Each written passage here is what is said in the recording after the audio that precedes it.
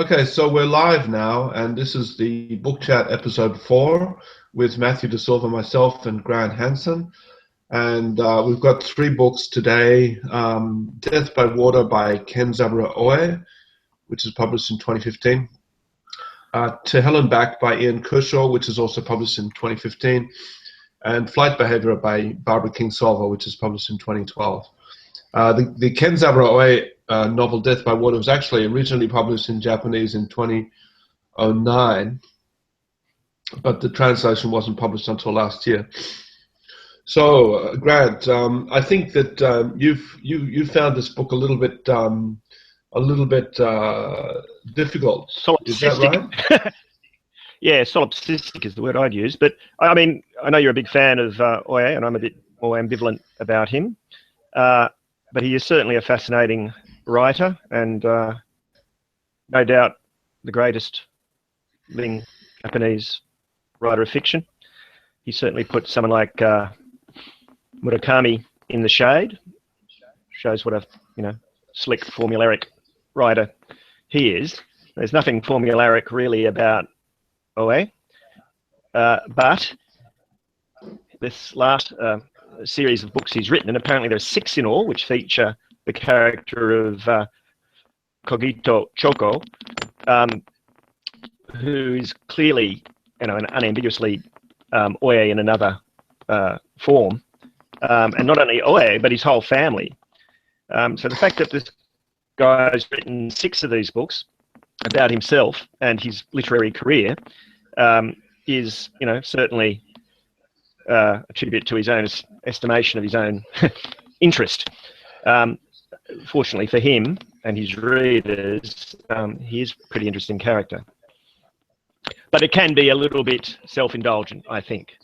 And the question is really whether the very serious issues that he tackles, which are about identity and mortality, as well as the sort of intractable nature of Japanese politics, successfully, break through his own fascination with himself. What do you think? Yeah, I think that, as I said in the talking points, I think he's trying to come to terms with something about his father that's essential to his father's nature and essential to that period of time. And in a sense, both of those two things unable to be sort of separated comfortably, even by someone who's as familiar with them as Oe or Kogito Choko. So the institutionalized violence of the past is definitely something that exists in a remnant form in modern Japan. So you think about certain things like, for example, the intractable xenophobia that prevents Japan from digging its way out of the 20-year recession that it's been in, so that they won't bring immigrants into the country because they don't like foreigners. That type of attitude towards the rest of the world is somehow so essential, and so for Oe, trying to come to terms with things like that is probably the reason why he's spent so much time on these books. But I'm at a loss in a sense. He hates the pre-war elites with a passion, which is good to see, actually, because they certainly deserve to be hated. And at this point, point out we both lived for a long time in Japan. We both speak the language with varying degrees of fluency, and we both married into the culture. So we are not coming at this entirely as gaijin. So gaijin, we must forever remain. But look, I think his attitude to the past is quite ambivalent. The one-armed character in the book, Dio, if I get his name right, who was a disciple of his father, and who, without spoiling the end, but plays a key role in the denouement of the novel.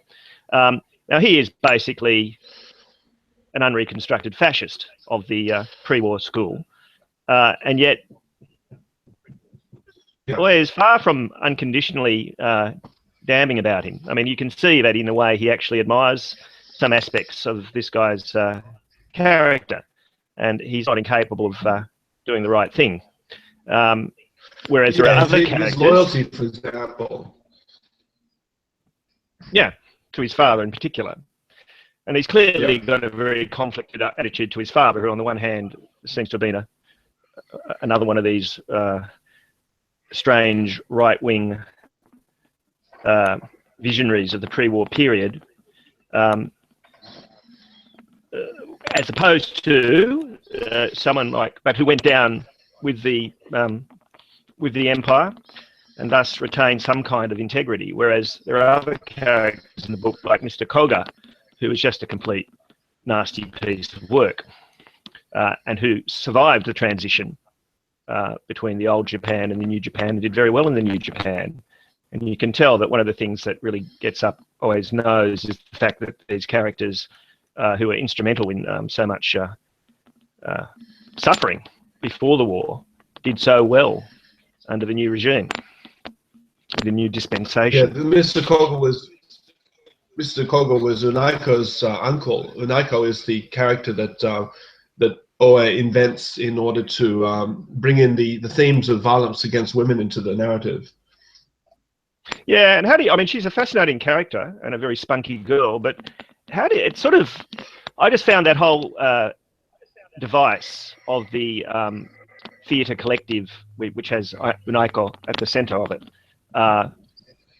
kind of jarring, to be honest, even though it really is well integrated into the book. But it's sort of this old man in his 80s hanging out with these, young radical actor types. It's never really convinced me, I must say. Yeah, I guess one of the things about Oya's life is that it does contain so many different people. So he's always communicating with, people in the theatre, or people in publishing, or people in the arts, and so in a sense, the Kogito Chogo character allows him to exercise a certain degree of flexibility by bringing in these disparate elements into the story from different parts of the community, without causing too much disturbance to the logic of the flow of the narrative. Yeah, look, it's an incredibly layered experience reading this book, because there are just so many things going on. You've got everything from unresolved arguments from before World War II ended, through to sort of quite funny critiques of radical drama technique, through to his whole quite complicated family situation, where he has a disabled son, where he has this sort of somewhat confrontational relationship with his wife, and yet they're obviously very close, and a whole bevy of other relatives and assistants or helpers who tend to seem to live with them as nannies or whatever. And in the process, you do get this really fairly good overview of what it's like to live in modern Japan. Doesn't have many salary men, but does it? And it does. No, that's right. Yeah, most of the people. Yeah, there is this massive divide in Japan between what you could call the intellectuals, the academics, of whom Oya is a proud standard bearer, and the poor buggers who are slogging it out from 8 to 7 every day in the kaisha. And however, what's there is still sufficiently interesting to persist, I must say. I think you're perhaps more positive about it than that. Yeah, look, I'm a big fan of OS, so I'm unapologetically positive about the entire reading experience. I find him fascinating, and I find his way of from one thing to another just delightful, quite charming, and I find it so easy to consume his work just because it's so seamless. You know, he's dealing with an immensely, as you say, as you describe, an immensely complex work of and issues and events, but he manages to sort of tie them all together into this this seamless whole without apparently, without sneezing once. He just does it, and it's so delightful. And I don't know much about his narrative technique, but his writing technique, but he does talk occasionally about the process of writing, and he talks about this, and you used the word yourself, this layering, this sort of laying down of layers one after the other that allows you to build up a depth of meaning. And so I think it's this sort of incremental process to create meaning. And I think that, you know, this iNovel type structure that something that he began early in his career because of his son, who had this severe developmental difficulty, and which caused him to require very specialized assistance, and so Oe became sort of his keeper in a sense, because he had to stay home with him all the time, and so he was always there in his room or in the house, playing his music and writing music.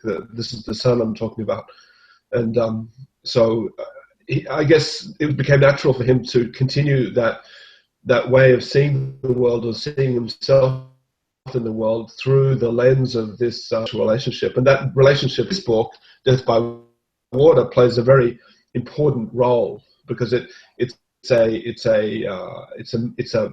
mechanism in the narrative that has very deep structural. Yes, look, he's an extreme example of a novelist transforming his immediate context, and no doubt in the end successfully transforming it into art of, you know, very considerable value. As we said, there's an awful lot of exposition. He didn't go to Creative Writing 101 because various characters, you know, do explain to you what is going on in the book, without which, you know, the effort of keeping track of all the different layers would be perhaps, you know, too much. And the other thing I found the letters from his sister in the south of Japan a little bit irritating. I agree with you. Yeah, I mean, you can sort of, I mean, they're very elegantly expressed, but nevertheless, it's not. It's a one hesitates to say it's a lazy way of communicating the what the writer is trying to achieve, but nevertheless, no, I totally agree with you. I think it's a big clunky, gormless effort to bring in important information into the narrative, without which the narrative can't proceed. But it's a clunky way of doing it. Yeah, indeed. And look, the other thing is, even though I haven't attempted the novel in Japanese, I am struck by the translation. I don't think it's doing him any favours. You know, expressions like knee high to a grasshopper, which just don't appear in Japanese, and I'm sure, you know, it's just full of these sort of colloquial Americanisms, which give quite a false picture of what conversational Japanese is like. That said, and look, the other thing I'd like to say, this is 1 out of 6 books, and I've only read The Changeling in the other book in the series that I have read, and there are very striking parallels. But I suspect to really understand what Oye's on about, you'd have to read all 6. And since only 2 of them are in English, as far as I know, that might be hard for a lot of his audience. Yeah, I agree. Okay, well, I think we've spent enough time on Oye. Right, yes. And so we can move on to Ian Kershaw, who's a historian, and he wrote a book about the short 20th century called To Hell and Back. And this is one that I haven't read, that you've read. And so would you like to just quickly go through what it deals with? Yes, well, here it is. It's even got wine stains on it to show that I really was very serious about reading this book. Look, Kershaw is a very good historian. He's well known for his biography of Hitler, which demonstrates his very deep knowledge of the primary sources, particularly on Germany. And he is really picking up on ideas that were developed as long ago as the early 90s by historians like Hobsbawm. You could see Kershaw as being a liberal or even a neoliberal version of Hobsbawm. But the idea is the same, essentially, that one can analyse the period between 1914, Kershaw takes it up to 1949, Hobsbawm takes it up to the collapse of the Soviet Union in 89. But nevertheless, it's the same idea that the 2 world wars and their multifarious incidences are essentially one story. And I think that's so Kershaw, as you say, takes up on Hobsbawm's concept that World War One continues into World War II, sort of almost seamlessly, with the 20s in the middle, just acting as a sort of periodic temporary buffer. Yes, well, they had a little bit of a rest. And Hobsbawm, who was a Marxist, was very interested in the interaction between the Soviet Union and the rest of Europe. Kershaw tends to downplay the insignificance of the Soviet Union, but both would agree that without World War One, there's no Soviet Union. No Soviet Union, there's probably no Hitler, and the rest, certainly is history. It's a pretty good effort if you want a 1-volume take on some incredibly, complicated history. It suffers from the usual vices of 1-volume surveys of complex situations. One particular area where I was a bit disappointed with it was the treatment of the consolidation of Hitler's and the Nazi regime in 1933, something which Kershaw does know a lot about. But that's one of the truly puzzling aspects of modern European history is how Hitler was so successful in consolidating his regime so quickly. A chap called Richard Evans, in a book called The Coming of the Third Reich, I think does a very good job of describing that. And what that goes to is, notwithstanding that we're talking about the short 20th century, is of course incredibly contingent, and all sorts of things could have happened. There's nothing inevitable about Hitler, even though without Hitler, all sorts of things cannot happen. There's nothing inevitable about Hitler. And Kershaw is quite good on that. He's also very strong on analysis of economic statistics, if you're into that sort of thing.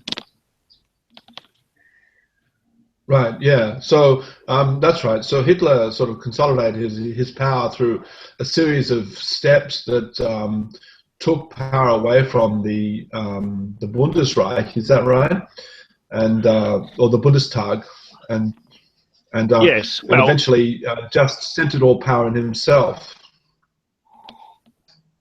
Yes, essentially the Reichstag fire was used as a pretext for declaring a state of emergency, essentially arresting all of the communist members of the legislature, and then passing an enabling law with a constitutional majority, which permitted Hitler to really assume dictatorial powers. But then then the question becomes, well, what happened with the army? And there, of course, there was an organisation which could have at any time terminated Hitler's rule, but chose not to, because the reactionary conservatives thought they could use him to achieve the sort of things they wanted to achieve, which essentially is the same project which got Germany into trouble in World War One, i.e. a desire to, in my view, dominate Europe. Now, they ended up dominating Europe anyway. They just should have worked out a bit earlier that there are easier ways to do it than launching blitzkriegs. Yes.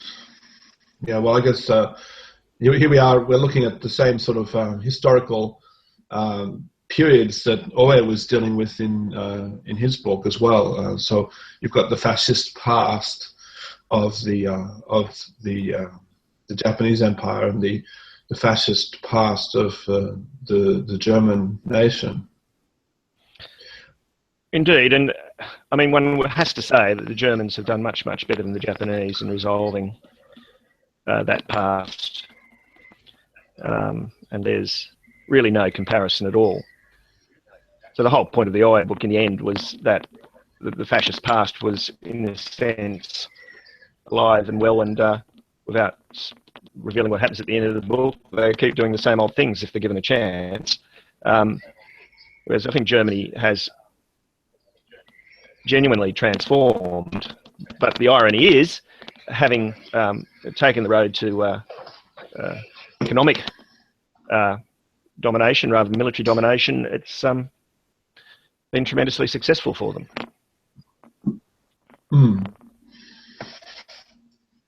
Yeah. Well, when you say periodization is a fundamental historical technique, is this something that you would recommend to people to have an idea in their minds about how history is deemed to have progressed? And this is just it's a sort of shorthand. It's a sort of quick reference guide, if you like, to understanding the progress of events in the world. Yeah, look, absolutely, and so many historical debates turn on whether a particular periodization is correct. So the transition between the Roman Empire and what used to be called the Dark Ages now has been completely revised, and they're but the concept of the Dark Ages was once quite a useful way of looking at what happened, because things did change between the 5th and 8th centuries. But perhaps they didn't change in the way that people used to think. So the choice of so if you choose a different period to analyse the 20th century, looked at the period up until 1918 as a discrete period, and then the period up until 1945 as a discrete period, and then the period up until 1989 as a discrete period, you're going to miss all the really fundamental connections. And it's not to say that there's only one way of carving up the time scale, but done. Well, that's right. It invites critique. It invites critique. So if you want to say, we want to carve up the 20th century into this period from 1918 to 1945, then someone else could come along and say, well, Russia wouldn't have existed if the Japanese hadn't beaten them in war in 1905, and so why didn't you start in 1905? And so it's always going to be someone else is going to come in and want to revise the sort of the goalposts. Oh, look, absolutely, and sometimes the alternative analysis will be perfectly legitimate. But it does seem to be quite a fruitful one to see that period beginning in 1914 and ending with the fall of the Soviet Union as connected in a way which has real explanatory power. It was, I think Hobsbawm's book's called The Age of Extremes, for example. So what you also had in that period, but is the rise of these monolithic ideologies, which, and if you look for those monolithic ideologies these days, post the fall of the Soviet Union, you struggle to find them, though perhaps some people would say neoliberalism functions in the same way, but it may be very influential, but it certainly doesn't function in the same way. It's not like people march around saying, I'm a neoliberal in the same way they used to proclaim that they were a Marxist, or indeed earlier in the 20th century a fascist or Nazi. So it does highlight. Yeah, do you think that sort of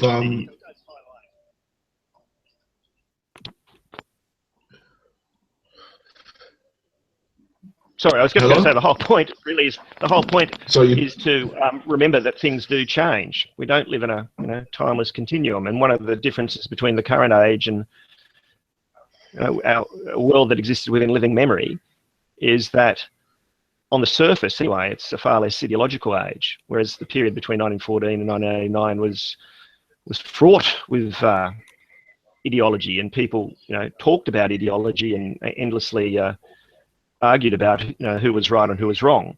It all seems to have interestingly evaporated. Now, how do you explain that if it's not because the underlying historical forces have really changed in a way which is meaningful?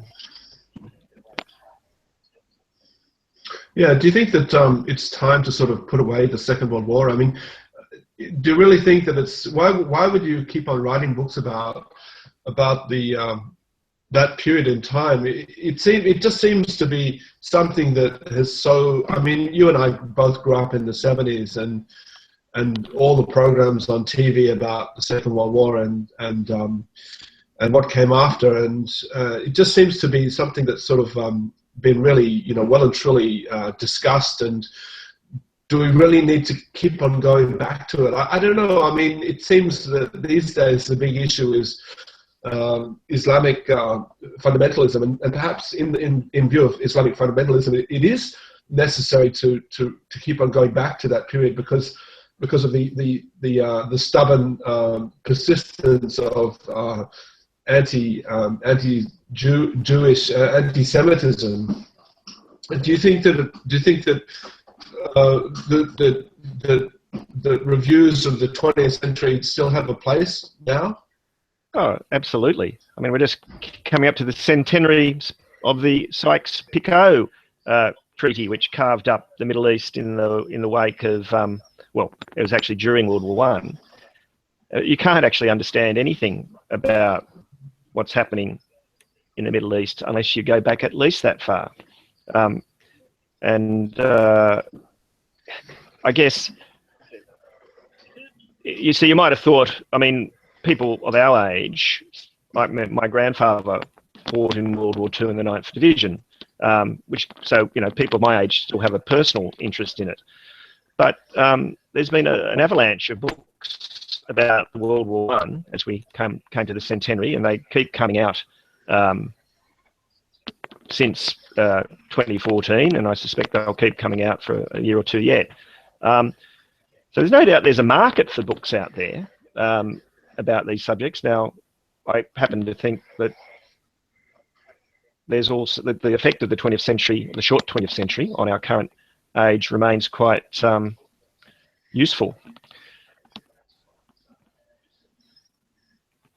So perhaps best not put me on the spot and explain useful for what. What do you mean by useful? Yeah, what do you mean by useful? I was expecting you to say profound. No, I like to think it could be useful as well. I mean, so, look, there's no doubt, there's no shortage of profundity. And if, from the carnage of the trenches through to in World War I through to the Holocaust, there are some, deep and rather unpalatable truths about human society and human nature, which we would do very well not to forget. But beyond that, at the level of both international relations, but even domestic politics. I mean, for God's sake, if you forgot about the Depression, thank God there were people in the Reserve Bank in 2008 who actually had read about the Depression, because that's why we didn't have a repeat of it. And poor old, well, I shouldn't call him poor old, Keynes had a very good time while he was on Earth, and he's had a long afterlife. He made a comeback when he was needed.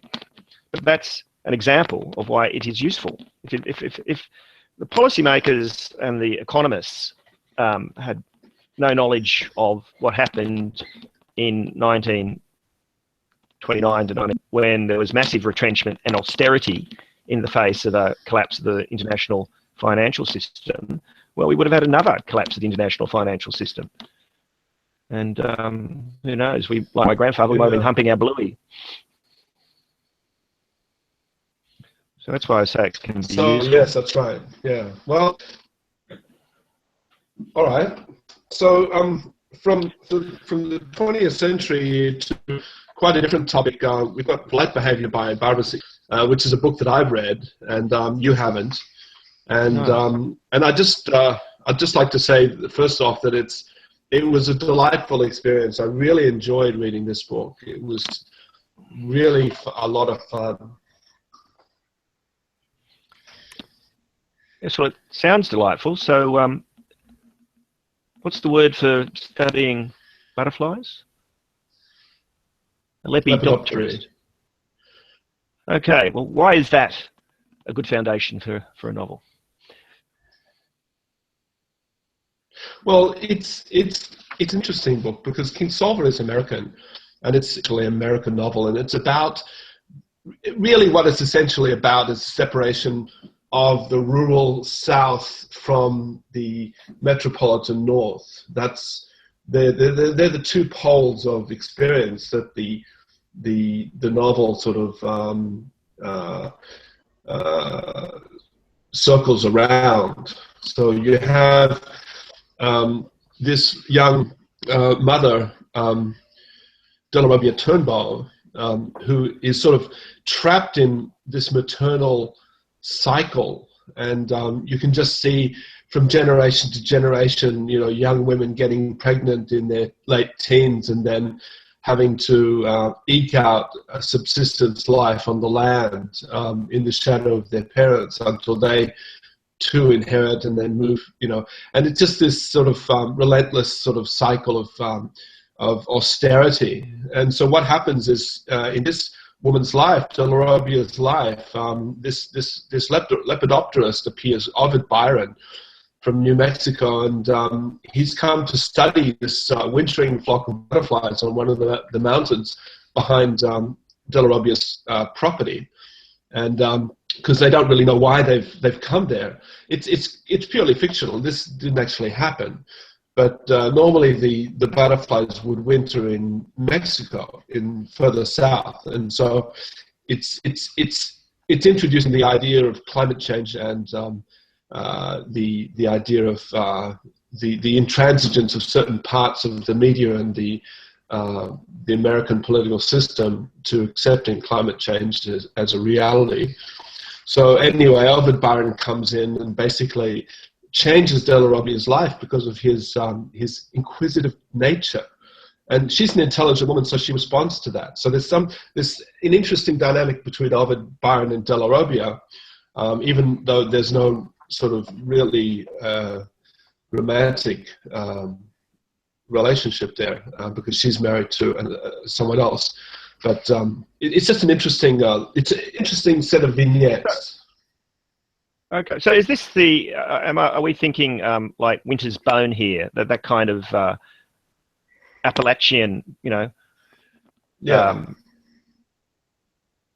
rural poverty? Yeah, is that the context? It's in Appalachia. Yeah, it's in Kentucky, and the reference are Appalachian and is south, West Virginia, Kentucky, and those states where the hills of the mountains turn into valleys, which are filled with these tiny communities of several hundred people. Yeah, and it's a part of America which prosperity seems to have bypassed, judging at least by its representations in popular culture. Well, the funny thing is that, if you read, what was her name? The biography of,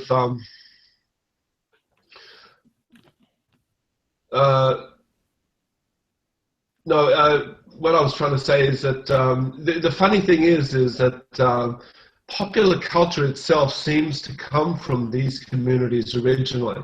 So you get the Okies out of Oklahoma, whose state turned into a dust bowl in the 1930s, and they all migrated to California, and they started to establish their lives in California, and they entered into the culture industries there. And of course, Kentucky is also, Tennessee, which is near Kentucky, is also where Memphis is, the sort of the center of bluegrass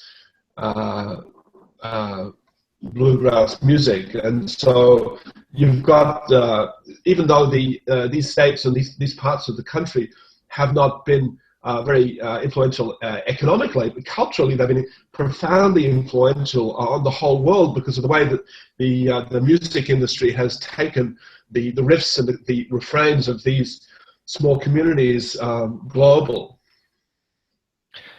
No, look, it's an interesting point, isn't it? Because I must confess to having a liking for Appalachian music, but and many of the sort of the cultural attitudes, ranging from gun ownership through to a kind of sense of honor, does permeate a lot of American culture, and thus the rest of the world. I wonder whether they're kind of like romanticizing it a bit, when you're making a movie. It looks more authentic, but wouldn't be much fun actually eating a squirrel, I don't think. Yeah, well, that's right. So that's why I think a book like this is important, because it does show the reality, but it also shows the types of attitudes that can help to alleviate the grinding poverty of these types of communities. There is a way out. If you want to get out, if you want to progress, you don't have to be content with just college football and monster trucks. There is life beyond those things. But you need to have that intelligence and that natural native inquisitiveness that Della Robbia is. She's a delightful character. She really is a wonderful person. She stands in opposition to so many people around her because of those traits. Yes. Well, and is that because she's just intrinsically that way, or is there some other explanation? Well, she's a fictional device, so the author made her that way, because the author knows that part of the world. So the author's used her experience to create a character who would be able to escape the cycle of poverty. So I'm just wondering whether it basically comes from a politically conservative perspective, so that the solution is not to make sure that all these rednecks finish year 12, and study humans in society or whatever, and attend consciousness-raising classes for on gender issues. It's what you just have it in you.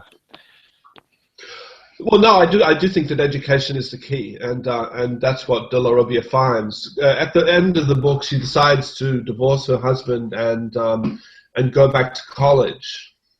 Oh, there you go. Even though she's got 2 kids. Yeah.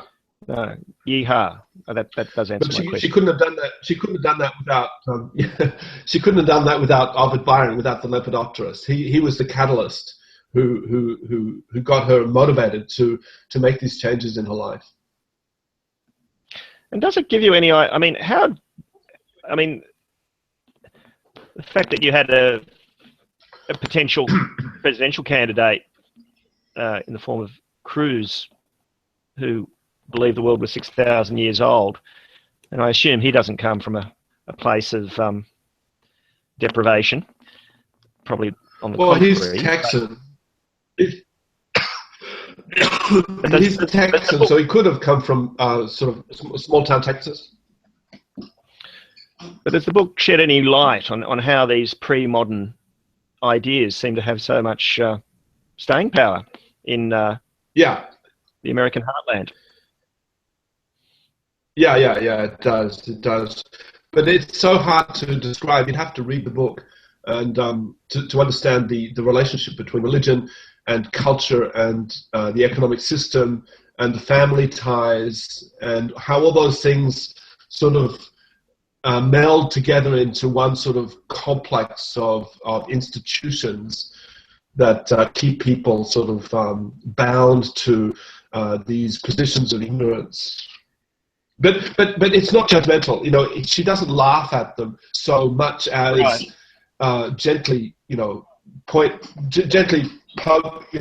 in their direction and say, well, is that good enough for you, sort of thing. Okay, well that sounds like it would be quite educational for me to read. Actually, maybe I should check it out. Oh, it's a tremendously educational, and she's such a good writer. The onward sweep of the narrative is powerful and inexorable, and it's broken up into small passages, to short chapters that are sort of like vignettes, as I said earlier. They're just these little sort of scenes that she paints, and then she'll close it and then move on to another scene and then paint that. So it's got this sort of episodic sort of structure to it, which makes it quite light reading. You don't get exhausted by too long passages. Well, that would suit me at the moment. And it's interesting she avoids the obvious romantic angle. So shows certain ability to avoid the obvious, which is always a good thing in a writer. Yeah, no, she does have Della Robbia imagine things like that, but she sort of makes fun of her, and in a gentle way, and in the sort of way that you get used to in this book. Making gentle fun of people is sort of a specialty of King Solver. Okay. So that's definitely... Okay. All right. Well, we've done 3 books. And we haven't decided on much for the next episode, which would be episode 5. But hopefully that'll be coming up in the near future. But one thing that we did talk about for episode 5 was Nikki Sava's The Road to Ruin. Did you manage to get hold of? No, not yet, but I'm going to. And I'm afraid my Schadenfreude tendencies will not permit me not to read that. And I think I was also talking about the Romanoff's I.C. Bag Montefiore, if that's how you pronounce his name. Montefiore. Montefiore. Thank you. And I was thinking about doing a book by Christine Bryden, who's a woman who lives with dementia. She's been for years, and she's written a number of books about the condition. And so her book, Before I Forget, is the other one that I'd be bringing to the table for the next episode. Okay, that sounds like something we should all know more about. Okay, well, thanks, Matthew. Okay. All right, well, I'll talk to you later, Grant. See you, mate. Okay, bye.